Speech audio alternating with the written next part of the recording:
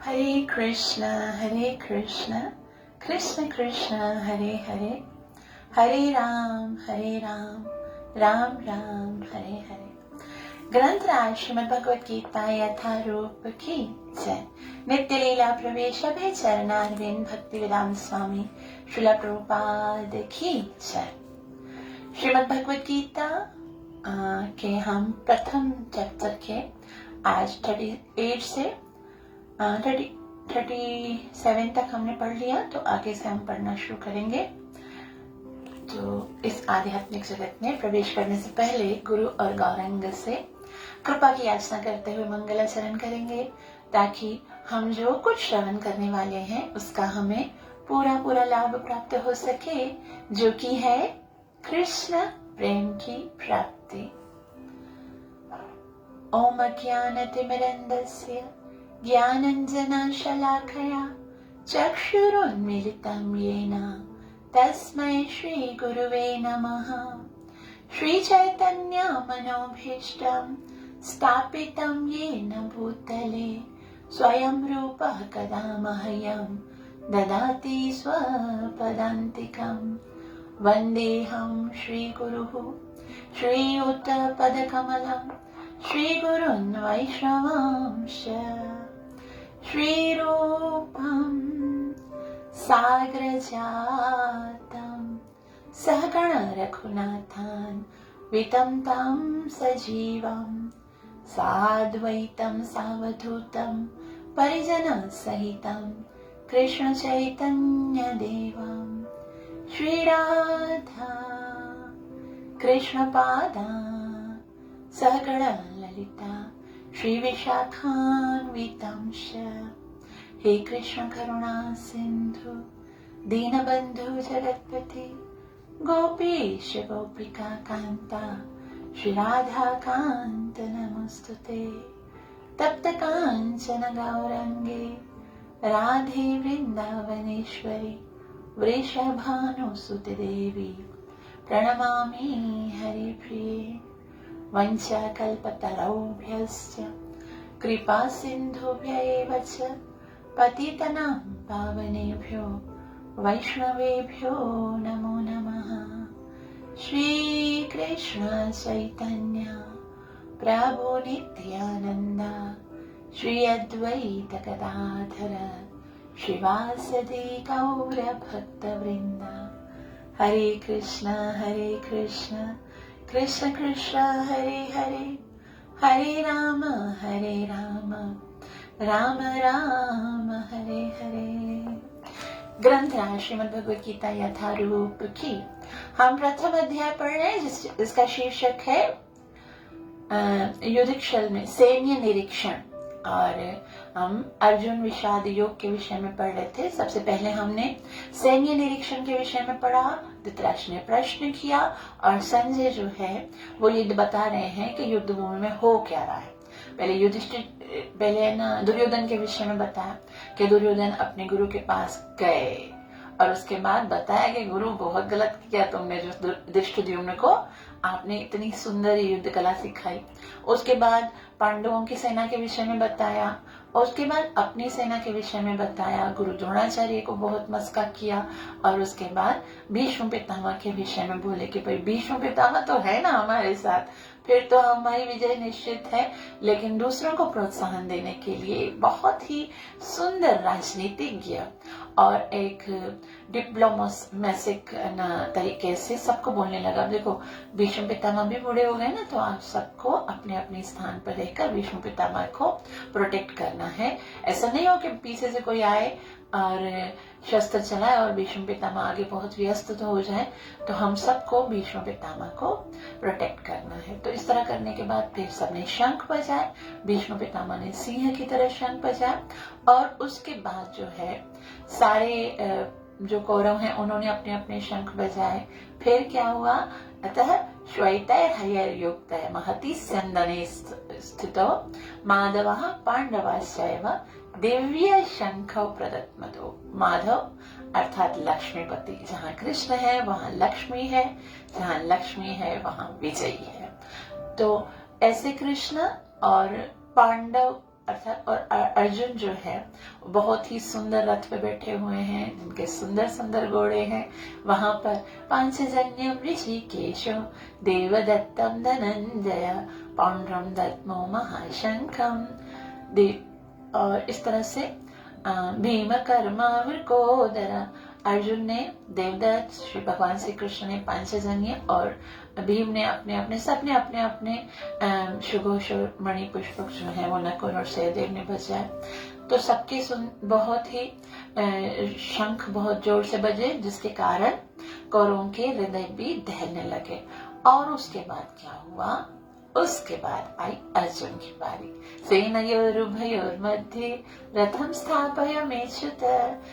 मैं ना देखना चाहता हूँ, आप सेंटर में खड़े हो जाओ और मेरे रथ को लेके चलो सेंटर में, ताकि मैं सबको देखूं कि कौन कौन धार्तराष्ट्र से दुर्बुद्धे युद्धे प्रिय चिकीर्षा, कि वो तो दुर्बुद्धि है ना, मैं देखना चाहता हूँ उस दुर्बुद्धि का साथ देने वाले कौन कौन है। कृष्ण ने फौरन से अच्युत कहकर पुकारा। और श्री प्रभुपाद जी कहते जो अपने भक्तों की इच्छा पूरी करने में, भक्तों की सहायता करने में कभी नहीं चूकते, उसको कहते हैं अच्युत। बस भक्त पुकार लेता है और कृष्ण आ जाते से उसकी। और कृष्ण जो है वो हर स्थिति में, चाहे वो सारथी बनते हैं या चाहे वो पातल उठाते हैं, लेकिन उनकी भगवतता, वो अपनी पोजीशन से कभी नहीं गिरते। लेकिन उनको पसंद लगता है क्या कि मैं आज्ञा न दूं, बल्कि मेरे भक्त मुझे आज्ञा दें। और जब भक्त कुछ बोलते हैं तो उसको बहुत अच्छा लगता है वो कार्य करना, इसलिए कृष्ण को अच्युत कहा गया। उसके बाद क्या होता है? कृष्ण ने कहा खड़ा कर दिया भीष्म द्रोण के सामने और बोला, इनको देख के तो अर्जुन ने कहा बस मुझसे युद्ध नहीं होगा, इनको मारना पड़ेगा युद्ध करने के लिए। तो फिर उसके बाद अर्जुन जो है वो युद्ध ना करने के बहुत सारे कारण बताते। पहला तो ना कारण क्या है कि अर्जुन जो है वो करुणा से, है ना, 27 से लेकर हमने कारण पढ़े थे कि पहला क्या है, कृपया परयाविष्टो विषिदन इदम और कृपया, दया के कारण जो है अर्जुन का जो मन है वो बहुत दुखी हुआ कि मुझे क्यों युद्ध करना पड़े इनके साथ, मैं क्यों लड़ूं, सिर्फ राज्य प्राप्त करने के लिए सबको मार दूं, अपना पूरा खानदान, अपना पूरा वंश कैसे मैं खत्म कर सकता हूँ। और इस तरह से उसने अपनी फिजिकल कंडीशन बताई उसके बाद कि मेरे शरीर में क्या हो रहा है। वेपतुष्ट शरीरे में रोमहर्षश्च जायते गांडीवं संस्कृते हस्तात्वच्चैव। मेरा शरीर कांप रहा है, मेरे रोंगटे खड़े हो रहे हैं, गांडी भी गिर रहा है और साथ में मेरी त्वचा जल रही है। मुझे तो केवल अपशकुन दिख रहा है, युद्ध नहीं करना चाहता हूँ। ये श्रील प्रभुपाद जी कहते हैं केवल भौतिक आसक्ति के कारण, और क्योंकि उन व्यक्तियों के साथ शारीरिक संबंध है, मेरे गुरु हैं, मेरे दादा हैं, मेरे साले, मेरे मामा, मेरे इन सब के कारण उनको ये भय लग रहा है कि मर जाएंगे। तो श्री प्रभुपाद जी बहुत ही सुंदर रीति से समझाते हैं, लेकिन एक तर्क का खंडन आगे हम चैप्टर नंबर 2 में देखेंगे कि भगवान कैसे खंडन करते हैं। और अर्जुन कहते हैं कि मुझे तो इसमें कुछ अच्छा ही नहीं दिख रही, क्योंकि मुझे राज नहीं चाहिए, है ना। न कांक्षी विजयम कृष्ण न च राज्यम सुखानि च। ना तो मुझे सुख चाहिए, ना राज्य चाहिए, ना विजय चाहिए। ये तीन चीजें मुझे नहीं चाहिए, इसलिए मुझे युद्ध नहीं करना चाहिए। तो हे गोविंद, आप तो इंद्रियों को प्रसन्न करने वाले, मेरी इंद्रियों को क्यों तपा रहे, मैं क्यों ऐसा कार्य करूं। मुझे तो ऐसे बोल दीजिए कि अर्जुन छोड़ो युद्ध बुद्ध, चलो वृंदावन में चल के हरे नाम जप करते हैं। ऐसे बोलोगे तो मुझे अच्छा लगेगा, ये युद्ध में नहीं करना चाहता। और उसके बाद इससे मेन क्या होगा, तो हमने यहाँ तक पढ़ा था, पापमेव शयेदस्मान् हत्वैतानाततायिनः तस्मान्नार्हा वयं हन्तुं धार्तराष्ट्रान् सबान्धवान् स्वजनः हि कथं हत्वा सुखिनः स्याम माधव। के हम अपने ही स्वजनों को मारेंगे केवल सुख प्राप्त करने के लिए, तो डेफिनेटली हमको पाप लगेगा। हाँ, ये भी पढ़ा था हमने कि अगर ये लोग जो हैं, हे जनार्दन, ये लोग तो लोभी हो गए ना, नहीं देख रहे हैं कि इसमें कितना पाप है, इनको समझ में नहीं आ रहा है। यद्यपि तेन पश्यामि लोभोपहत चेतसा कुलक्षय कृतम दोषम मित्र द्रोहे च पातकम, कि कुल का नाश करने में, मित्र का द्रोह करने में कितना पाप लगेगा। ये लोग लोभ के कारण अंधे हो गए, इनको नहीं समझ में आता। लेकिन यद्यपि ये वो नहीं समझ पा रहे, हम तो समझ रहे हैं ना। मुझे तो पता है कि कितना विनाश दिख रहा है मुझे सामने, ये सब मर जाएंगे तो कितना गलत होगा। तो हम तो लोभी भी नहीं है, और हम तो जानते भी हैं कि कितना बड़ा पाप है, और इसके परिणाम को भी हम जानते हैं। तो फिर क्या परिणाम का मुझे पता है कि कुलक्षय कृतम दोषम प्रपश्यत बिर जनार्दन, आप तो सबका पालन करने वाले हो, जनार्दन हो, आप तो मुझे बोलो कि नहीं करो युद्ध अर्जुन, और आप तो जानते हो कि कुल का विनाश करने से क्या क्या होगा। तो इस तरह से हमने यहाँ तक पढ़ा। अब हम श्लोक नंबर 29 से पढ़ेंगे, ठीक है, कि कुल का विनाश कितना हानिकारक हो सकता है, उसके विषय में बहुत ही सुंदर यहाँ से अर्जुन इस एक नया सेशन स्टार्ट कर रहे हैं कि युद्ध ना करने का मेन कारण क्या है, कि मैं नहीं चाहता कि हमारे कुल का विनाश हो। तो मानो कृष्ण ने कहा हो गया तो क्या फर्क पड़ता है, ऐसे अधर्मी कुल है ना जो अधर्म का साथ दे रहे हैं, तो क्या फर्क पड़ता है। तो कृष्ण कहते हैं, अर्जुन कहते हैं, कुलक्षये प्रणश्यन्ति कुलधर्मा सनातना धर्मे नष्टे कुलं कृष्णम् अधर्मोऽभिभवत्युत। कुलक्षये प्रणश्यन्ति, कुल नाश हो गया तो नाश हो जाएगा क्या, कुल धर्म सनातना, कुल के सनातन धर्म जो है, कुल का जो हर एक कुल का भी एक, जैसे हम उस दिन है ना सनातन धर्म पे बात करते। सनातन धर्म क्या है, जीव का सनातन धर्म है भगवान की सेवा करना। लेकिन जिस कुल में भी हम पैदा होते हैं ना, उसके भी कुछ धर्म होते हैं, और उन धर्मों को पालन करके जो कुल के जो सदस्य हैं वो पवित्र जीवन बिताते हैं। आजकल हम देखते हैं ये कुल के जो धर्म है ना वो बहुत पीछे चले जा चुके हैं, उनको लोग फॉलो नहीं करते। जैसे संस्कार होते हैं हर एक जीव के, हर एक मनुष्य के जो है वो 16 संस्कार किए जाते हैं। कुल में बताया जाता है कि भाई हम लोग छठी ऐसे करते हैं, बच्चा पैदा होता है तो 6 दिन में छठी होगी, फिर क्या होगा, चूड़ाकरण संस्कार होगा, मुंडन होगा, उसके बाद क्या होगा, उपनयन संस्कार होगा जिसमें जनेऊ पहनाया जाएगा, उसके बाद हर एक विद्याकरण संस्कार होता है, और फिर अन्नप्राशन संस्कार होता है। ये सब कुल के धर्म है, छोटे छोटे। उसमें क्या होता है, एंगेज रहते हैं लोग जो है, और एटलीस्ट जब वो एंगेजमेंट होती है तो वो पॉजिटिव वाइब्रेशन होती है, क्योंकि उसमें डेफिनेटली भक्तों को बुलाया जाता है, ब्राह्मण को बुलाया जाता है, दक्षिणा दी जाती है। तो जो भक्त नहीं होते हैं, नॉर्मली भक्त तो चलो ठीक है वो अपनी सेवाएं कर रहे होते हैं, लेकिन जो नॉर्मल लोग होते हैं जो भक्त नहीं है, वो भी इन कुल के धर्मों में एंगेज रहते हैं, जिसके कारण उनका काफी समय, अभी एक बच्चा पैदा होने वाला है, ठीक है, उस पहले गर्भदान संस्कार होता है, फिर उसका है ना छठी का प्रोग्राम होता है, फिर दूसरा, इस तरह से करते करते फिर तब तक दूसरा विवाह होता है, और इस तरह से जन्म से लेकर मृत्यु तक, अंतिम संस्कार तक सारे संस्कार चल रहे होते हैं, धर्म होता है। और इसके अलावा कुल की कुछ नीतियां होती हैं कि भाई हमारे कुल की ये नीति है कि इस दिन हमें ये करना है, ये करना है।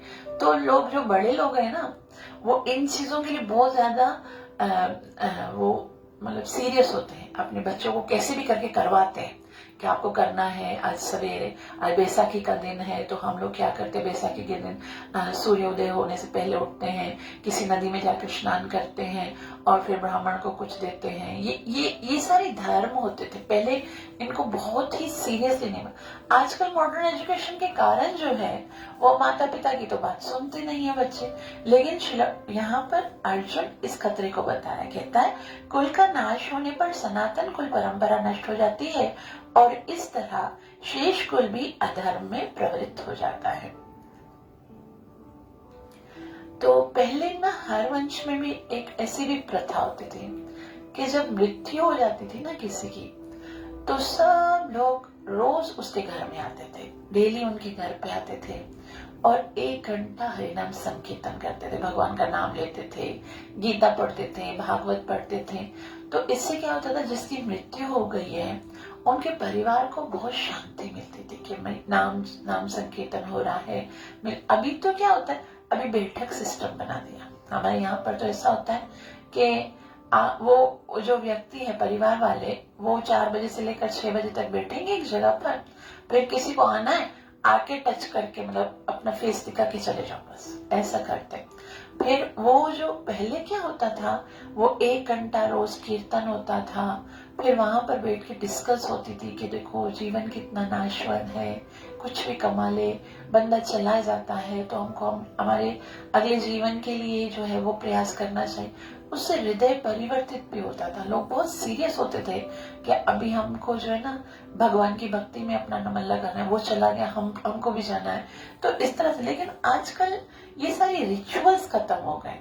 तो श्रील प्रभुपाद जी कहते हैं, वर्णाश्रम अवस्था में धार्मिक परंपराओं के अनेक नियम हैं, जिनकी सहायता से परिवार के सदस्य ठीक से उन्नति करके आध्यात्मिक मूल्यों की उपलब्धि कर सकते हैं।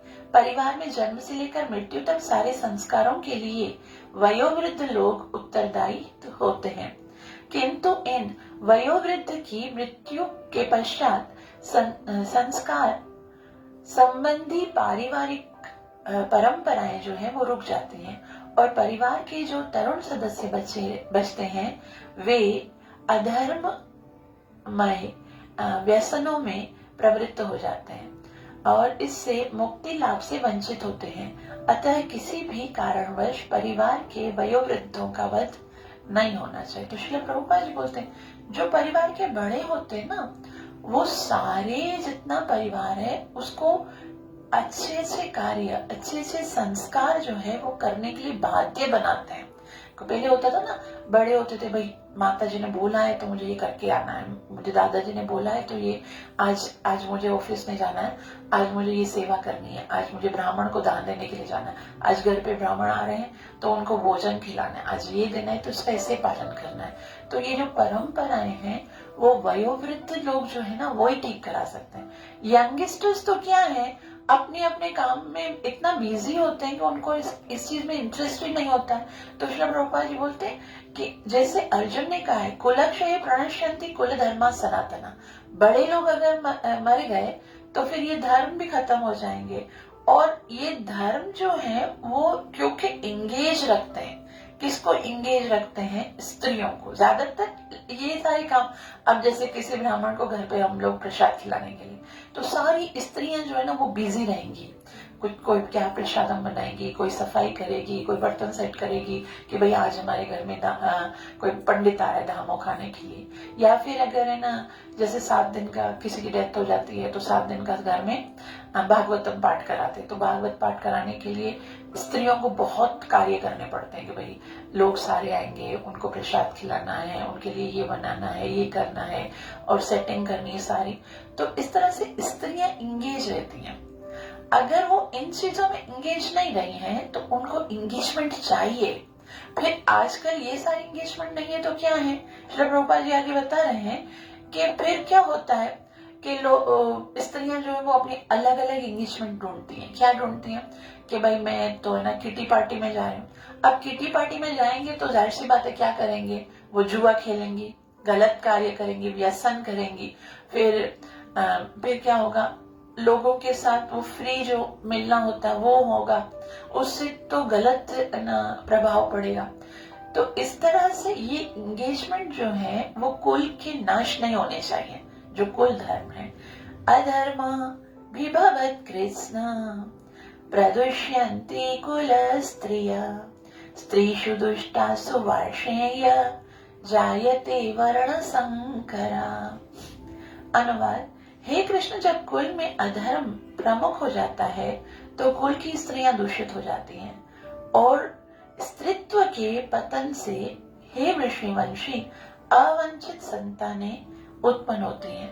तो जायते वर्ण संकर, वर्ण संकर का एक्चुअल मतलब ये है कि कोई बहुत ही उच्च कुल की स्त्री हो और उसका विवाह किसी बहुत ही निम्न कुल के साथ हो जाए, तो उसके मिलन से जो कि ना संतान उत्पन्न होती है उसको वर्ण संकर बोलते हैं। लेकिन यहाँ पर श्री प्रभुपाद जी ने मॉडर्न दौर को देखते हुए रखा है अवांछित संतान। अवांछित संतान मतलब जो दो व्यक्ति हैं, माता और पिता, उस संतान के, चाहे वो मैरिड हैं या कैसे भी, वो चाहते नहीं, अवांछित मतलब उनकी इच्छा नहीं है ये बच्चा संसार में आए। और इस तरह से बहुत सारे केसेस है जो ऐसे जब स्त्रियां दूषित होंगी और वो अलग अलग लोगों के साथ फ्रीली मिलेंगी, तो वो लोग, क्योंकि स्त्रियां जो है वो इनोसेंट है, वो किसी तरह से उनको आगे श्री प्रभुपाद जी बताते हैं, तो फिर क्या होगा कि वो चाहेंगे नहीं कि संतान उत्पन्न हो, और फिर अक्सर ऐसा होता है कि गर्भपात किए जाते हैं और संतान जो उत्पन्न होती है तो भी वो खुश नहीं होते हैं। और वो कभी कभी तो ऐसा होता है, श्रील प्रभुपाद जी बताते कि एक सर्वे किया गया अमेरिका में और उसमें पता चला कि पता नहीं कितना % लोग थे, उन बच्चों को पता नहीं था कि उनके माता पिता कौन है, वो बस ऐसे ही बड़े हो गए थे। ऐसे ही तो थे सारे भी वहां पर। तो यहाँ पर अर्जुन कहते हैं, हे कृष्ण, जब कुल में अधर्म प्रमुख हो जाता है तो कुल की स्त्रियां दूषित हो जाती हैं और स्त्रीत्व के पतन से हे वंशी अवांछित संतानें उत्पन्न होती हैं। श्री प्रभुपाद जी कहते हैं, जीवन में शांति, सुख तथा आध्यात्मिक उन्नति का मुख्य सिद्धांत मानव समाज में अच्छी संतान का होना है। आप चाहते हो जीवन में शांति हो, सुख हो, आध्यात्मिक उन्नति हो, और तो उसका मुख्य सिद्धांत क्या है? अच्छी संतान होनी चाहिए। संतान अच्छी है तो सुख भी होगा और शांति भी होगी और आध्यात्मिक उन्नति भी होगी। और अच्छी संतान किस पर डिपेंड करती है? अच्छी संतान अच्छी माता पर डिपेंड करती है। ऐसा कहते हैं नेपोलियन कि you give me nice mothers, I give you perfect nation. अगर अच्छी माताएं होंगी तो एक अच्छी संतान, अच्छा जो जनरेशन है ना, वो उत्पन्न हो सकता है। तो वर्णाश्रम धर्म के नियम इस प्रकार बनाए गए हैं कि राज्य तथा जाति की आध्यात्मिक उन्नति के लिए समाज में अच्छी संतान हो। वर्ण और आश्रम ये धर्म इसलिए बनाए गए हैं कि क्योंकि इनके अनुसार अगर पालन होगा तो जनरेशन अच्छी उत्पन्न होगी। ऐसी संतान समाज में स्त्री के सतीत्व और उसकी निष्ठा पर निर्भर करती है। जिस प्रकार बालक सरलता से कुमार्गामी बन जाते हैं, उसी प्रकार स्त्रियां भी पतनोमुखी होती हैं। श्री प्रभुपाद जी बोलते जैसे बच्चे होते ना मासूम से, उसी तरह से स्त्रियां भी जो है ना, उनकी भी इतनी बुद्धि नहीं होती है, वो कूटनीति को समझ नहीं पाती हैं, सरल है बहुत। तो वो भी है ना, अगर उनको कोई गलत संग मिल जाता है तो कुमार्गी हो जाती हैं, पतनोमुखी होती हैं। अतः बालकों तथा स्त्रियों दोनों को ही समाज के वयोवृद्धों की संरक्षण की आवश्यकता है। तो जिस तरह से बच्चे जो होते हैं ना छोटे, उनको कैसे प्रोटेक्शन चाहिए होती है, स्त्रियां अगर बड़ी भी हो जाएं उनको भी संरक्षण चाहिए होता है। स्त्रियां विभिन्न धार्मिक प्रथाओं में संलग्न रहने पर व्यभिचारिणी नहीं होंगी। जैसे अगर कोई में बहुत सारी है ना अलग अलग प्रथाएं हैं, रोज जैसे सारे लोग मिलकर रहते हैं, और फिर कभी किसी के बच्चे की छठी हो रही है, किसी के बच्चे का मुंडन हो रहा है, किसी के डेथ हो गई तो 7 दिन तक प्रोग्राम करना है, किसी के ना क्या प्रोग्राम है, कभी क्या। तो कुल में जो रीति रस्में है ना, उसमें अगर स्त्रियां इंगेज है ना, तो फिर उनको समय नहीं मिलेगा दूसरे काम करने का, उसी में इंगेज रहेंगे। तो चाणक्य पंडित के अनुसार सामान्यतः स्त्रियां अधिक बुद्धिमान नहीं होती हैं, अतः वे विश्वसनीय नहीं होती। तो आगे डॉक्टर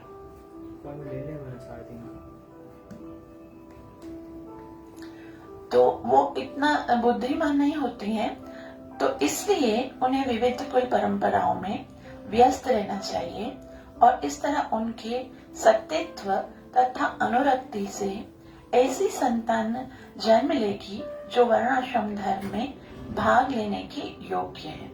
तो स्त्रियां अगर सतीत्व के अपने चरित्र के अनुसार कार्य करेंगी तो संतान भी बहुत अच्छे उत्पन्न होंगे। और ऐसे वर्णाश्रम के विनाश से यह स्वाभाविक है कि स्त्रियां स्वतंत्रता पूर्वक पुरुषों से ऐसे वर्णाश्रम धर्म के विनाश से, अगर धर्म विनाश हो जाएगा तो क्या होगा, फ्री मिक्सिंग जिसको बोलते हैं ना, स्वतंत्रता पूर्वक पुरुषों से मिलेंगी और व्यभिचार को प्रश्रय मिलेगा, जिससे अवांछित संतानें उत्पन्न होंगी। निठल्ले लोग भी समाज में व्यभिचार को प्रेरित करते हैं और इस तरह अवांछित बच्चों की भाड़ आ जाती है, जिससे मानव जाति पर युद्ध और महामारी का संकट छा जाता है। तो श्रील प्रभुपाद जी यहाँ पर बता रहे हैं कि बहुत खतरनाक हो जाता है कि जब कुल का नाश होता है। जैसे अर्जुन कह रहा है, अर्जुन बहुत सही बोल रहा है, ऐसा नहीं है कि अर्जुन जो है इसमें कोई गलत बात बोल रहा है, ये सच में बोल रहा है। कुल का धर्म नाश नहीं होना चाहिए, स्त्रियों का पतन नहीं होना चाहिए, फ्री मिक्सिंग नहीं होनी चाहिए, वरना तो सारा जो परंपरा है वो नष्ट हो जाएंगी। लेकिन अर्जुन क्या मिसिंग है, क्या चीज मिसिंग है? अर्जुन जो है वो भगवान को नहीं देख रहा है कि कृष्ण क्या चाहते हैं। बाकी सब जो है वो अगर अपोज में है कृष्ण की इच्छा के, तो वो धर्म नहीं हो सकता, चाहे कुछ भी है वो। कृष्ण की इच्छा ही परम धर्म है और कृष्ण भी चाहते हैं कि इस कुल का विनाश हो। कृष्ण चाहते हैं महाभारत का युद्ध हो, कृष्ण चाहते हैं कि इन अधर्मियों का नाश हो, और कृष्ण जो चाहते हैं वही सबसे बड़ा धर्म है। तो वही चीज जो है वो अर्जुन जो है वो यहाँ पर नहीं नोटिस कर पा रहे हैं। आगे श्लोक नंबर 41 है, उसमें अर्जुन कहते हैं, संकरो नरकायैव कुलज्ञानां कुलस्य च पतन्ति पितरो ह्येषां लुप्तपिण्डोदक क्रिया।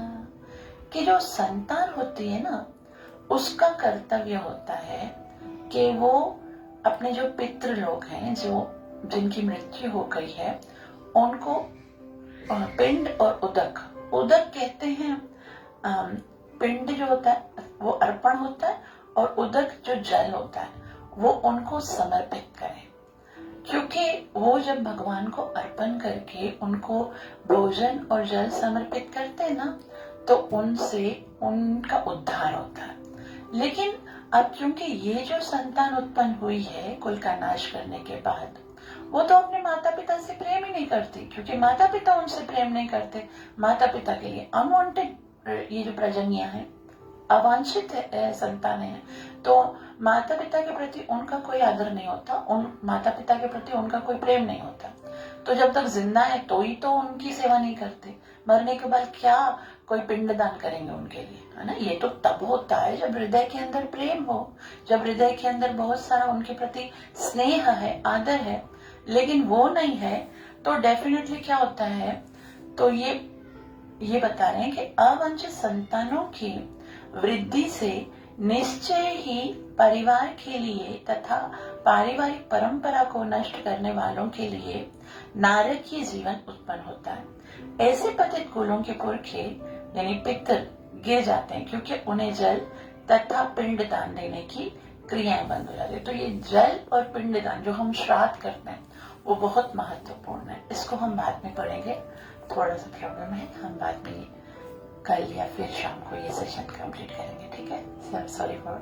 हरे कृष्णा कृष्ण कृष्ण हरे हरे, हरे राम राम राम हरे हरे। ग्रंथराज श्रीमद् भगवद गीता मात की जय हो।